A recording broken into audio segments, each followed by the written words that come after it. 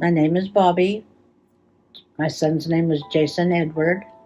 He was born on December the 27th, 1976, and he passed away on October 15th of 2017.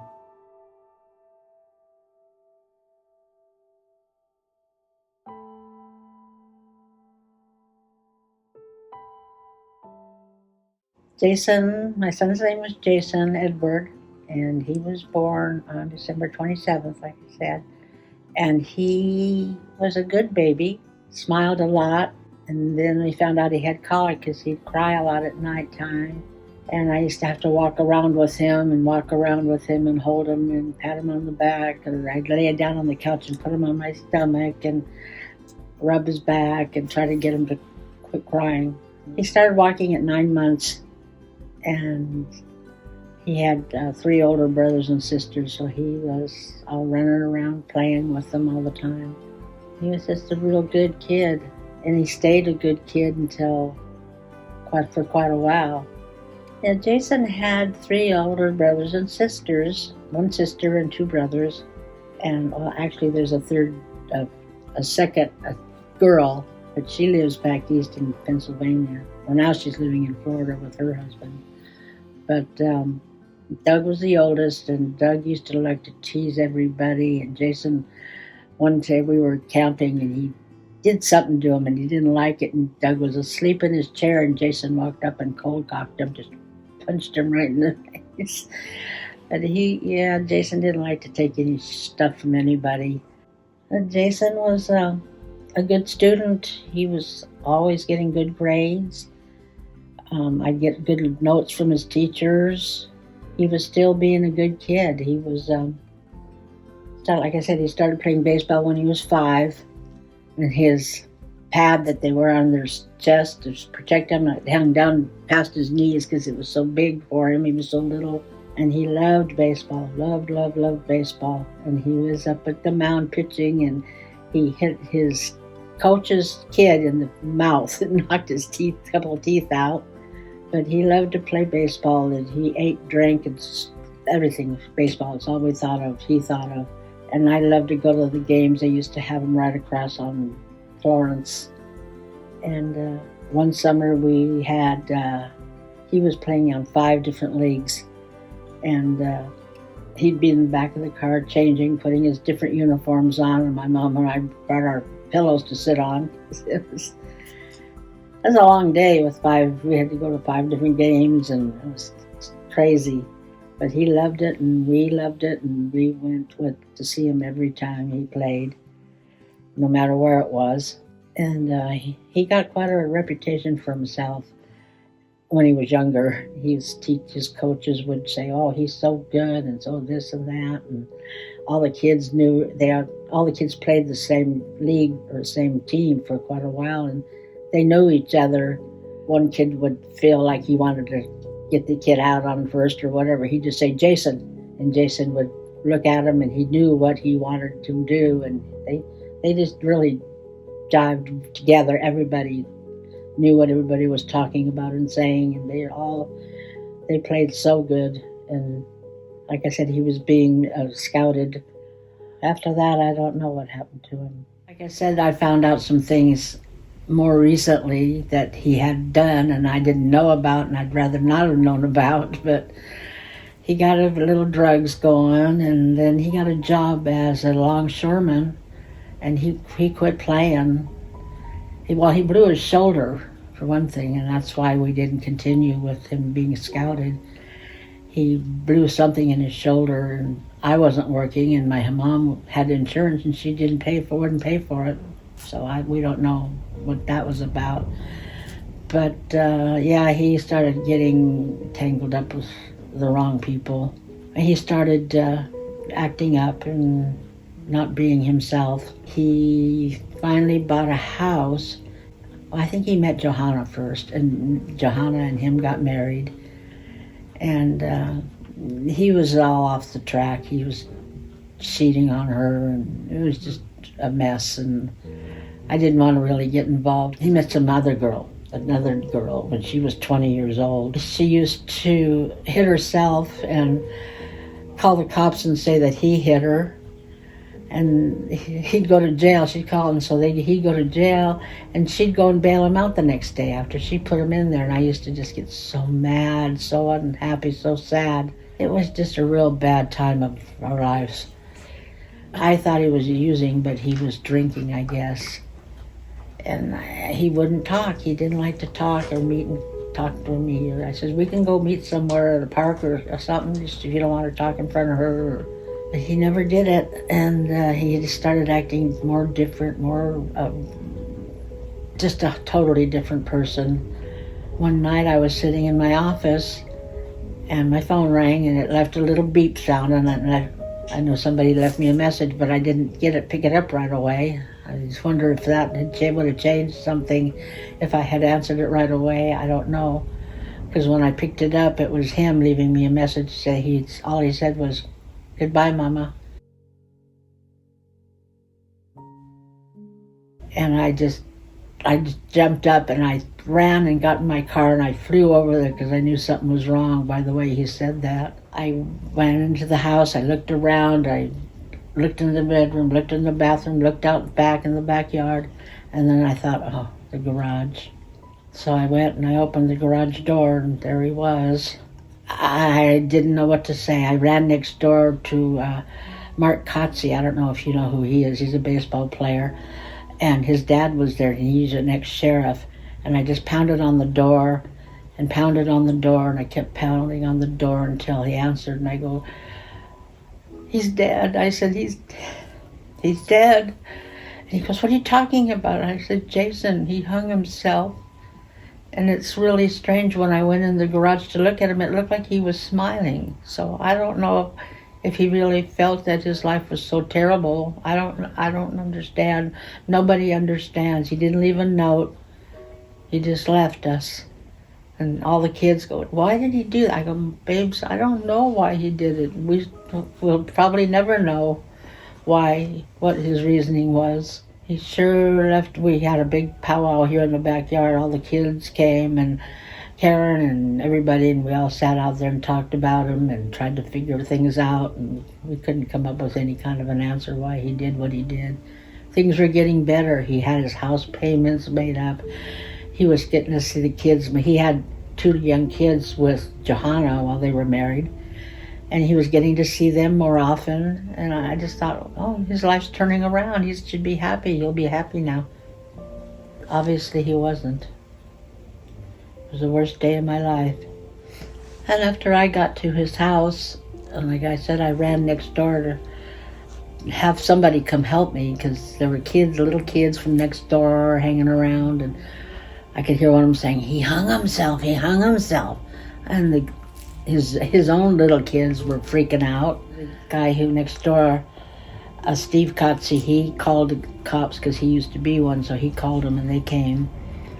And JJ got there right after I got there, and he ran in the garage and he was trying to take him down. And Steve said, "No, you can't do that until they make a report and all that stuff. You can't touch him." And JJ, that's his oldest son, he just fell apart. And then my husband came over there, and all the neighbors were around, and it was kind of like, "Go away, this is our thing, you don't." It was really horrible. And then JJ decided, he paid for him to be cremated, and he decided he wanted to have a memorial service for him, and a lot of people showed up. Mark was there, and he tapped me on my back. I was facing away from him, and when I turned around, I just hugged him, and we were both crying. And JJ didn't show up at his own memorial service. He just couldn't go. It was really nice. It turned out really good. I remember we were out in the backyard, and there was this crow sitting on the telephone wires, crawling, making all kinds of racket. And I don't know if it was Mark or somebody said, "There's Jason watching us." And I went, oh my God. It was a really nice memorial service. I wasn't fit to live with for quite a while. In fact, I still lay in bed and cry. But then I cried all the time, cried.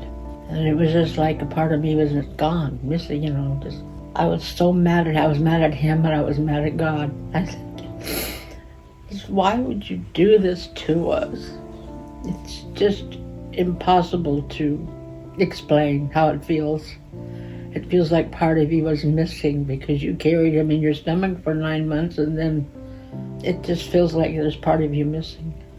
I don't know, I can't explain much after that. It was just wandering around in a fog. It was hard to bear. It was just miserable. Like I said, I wasn't even fit to live with. If somebody said something, I just ignore them and cry and cry and cry. And everybody was very kind and sweet and tried to, comfort me and make me feel better. And sometimes it would work a little bit, and sometimes it didn't.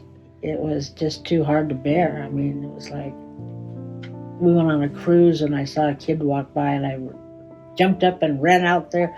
We were sitting in a restaurant, and this kid looked just like Jason from the back anyway. And I ran out there, and of course it wasn't him, but I always think I saw him for a while there. And like I said, every time I see a white pickup truck or listen to my Led Zeppelin or whatever, I think of him and I think of him. I still think of him all the time.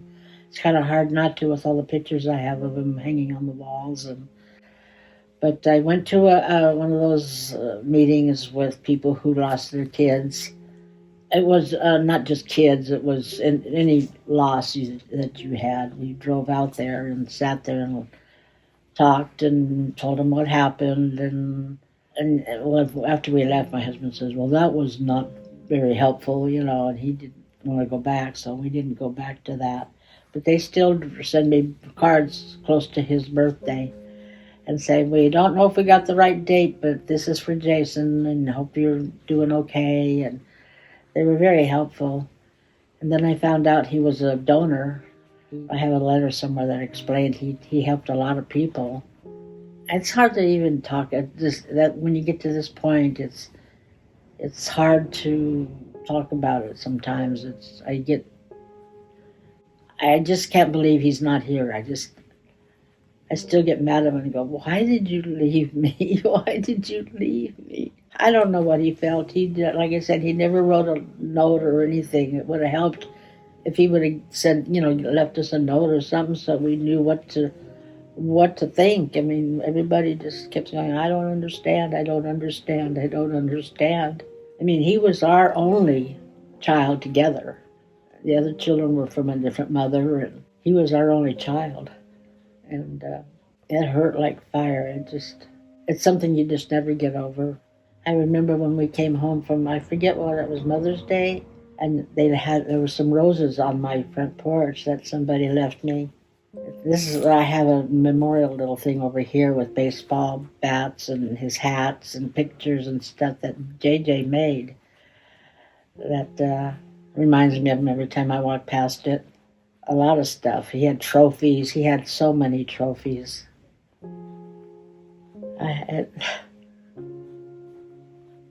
He's gone, and that's all I can say anymore now. I miss him so much. I still miss him like crazy. I still wish he was here. It's just impossible to say anything else. I just want to know why. I want to know if I can get a message maybe why he felt he needed to do that. Because he's always here with you. The first thing that he said was when you kind of started talking about finding him in the garage. First of all, he says that he's sorry. He's sorry that you had to find him. Yeah. So that was never his intention. But he's saying that he was just done. He's like, I was just done. I don't understand. He was young still. He had a long time to go. Yeah, that's the only thing he's saying. It's like, I was just done. I was done. I was fed up. And I just said, I'm going to go do this. But he is sincerely apologizing to you because he's calling you Mama right now. Mama, I did not mean for you to find me. That was not my intention. He's saying that this took like a wrong turn. It had already gone too far that he couldn't stop it. But he is acknowledging your mom. Okay? He's saying Grandma came to get me. Grandma held my hand. Grandma took all the pain, all the hurt, all the worry away. But I'm not the grandma, I'm his mom. No, his grandma. Oh, my mom, my grandma. Oh, it's up there. Yes. So she's up there already. Oh, okay. Yes. That's good. Okay. He's saying it was so sudden and so clear. Because he's saying, my head was so boggled down that I couldn't think, I couldn't feel. He's just like, I can't explain how my head was. But he's saying once he saw Grandma, she just reached for him. And he got her hand, and he said everything was gone. All the pain, all the hurt, all the sadness, everything was gone. For them, maybe, not for me. But he's like, I'm always here with you. I talk to him all the time. And he I mean, I hears don't you. hear him, but I talk to him and get mad at him and tell him. And he hears you. And he's saying, it's okay if you're mad at me, if you're upset with me. He says, I understand. He's all, but no one could have done something to stop it. He's saying, so you have to stop blaming yourself. I always think about that phone call. When he called and I didn't answer it right away. I waited, 20 minutes before I better pick up that voicemail. That's because it wasn't meant for you to receive that call. Because when he made that call, everything was already in the process. It's just something beyond my reasoning. I can't even, it just doesn't make any sense. He had everything going for him. He had a wonderful life to go, continue. And he's acknowledging them. He's been acknowledging them as soon as I walked in here. But he can't fix their broken hearts. He's saying, no, he can't. He can't. He can't do that. There's all of them right up there in that picture. But he wants you to keep those memories alive. Oh, there's no way I could forget him. But he also wants you, he's saying, no more crying. Yeah, okay. He does not want you crying anymore. He does not want you hurting anymore. I guess what the church preaches is that people who kill themselves don't go to heaven. I guess that's not true. No, that is not true. That's good. Every one of us, when it's our turn, we go to heaven. Even the worst of the worst, like the serial killers, they too go to heaven. God forgives everybody. God forgives all.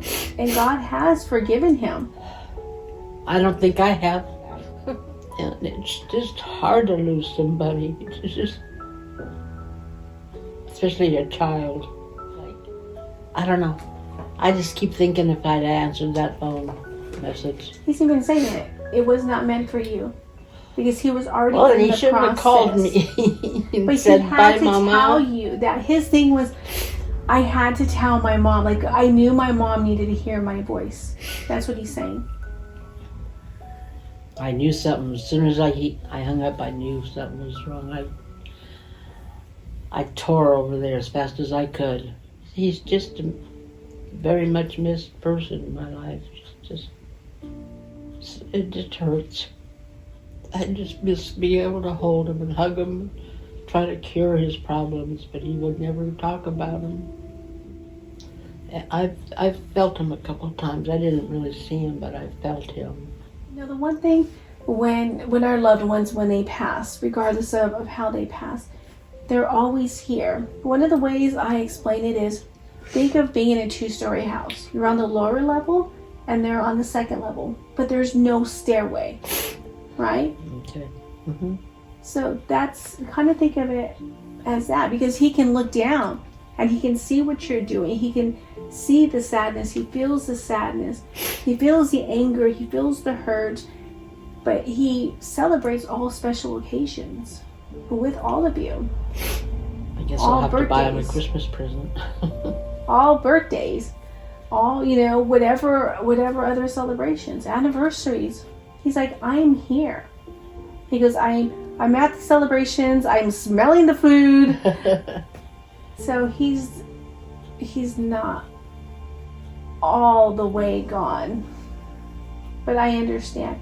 And he understands as well. Oh, there have been a few times I've been so upset I'm thinking about joining him. He's saying it's not your time. But thank you so much for doing this. Oh, thank you.